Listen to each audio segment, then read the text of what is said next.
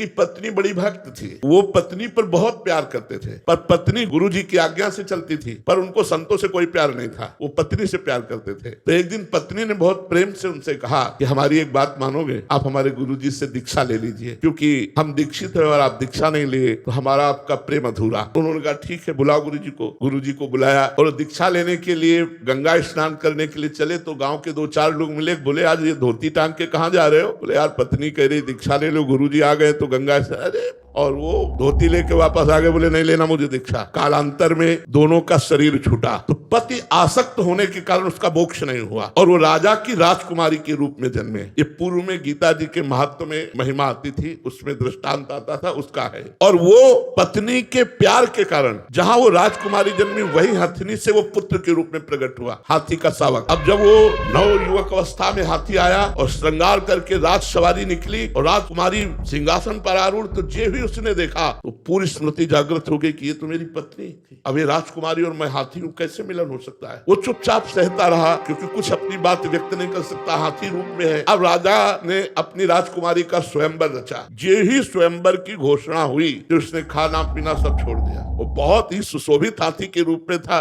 राजा को सूचना पहुंची, राजवैद्यों ने देखा, बोले कोई रोग नहीं। राजकुमारी विज्ञान संपन्न थी क्योंकि भजन करती थी। उसने कहा इसकी औषधि मेरे को पता है, मुझे एक बार इसके समीप जाने दो। नजदीक गई और कान में कहा था गुरुदेव को वरण कर लो, नहीं वरण किया ना तो हाथी की योनि को प्राप्त हुए। सकुचाओ मत, तुम्हारी गले में जयमाला डालूंगी। सकुचाओ मत, स्वयंवर में तुम शोभा के लिए खड़े किए जाओगे और मैं तुम्हारे ही गले में माला डालूंगी और इस जन्म में इतना भजन करूंगी कि आगे जन्म में हम फिर दोनों मिलेंगे। उसने ऐसा ही किया, भजन के प्रभाव से अपने पति को हाथी की योनि से मुक्त करके अगला जन्म फिर मनुष्य का हुआ। ये तप और भजन से भगवान के वरदान से संभव है, ना कि अपने प्रारब्ध से।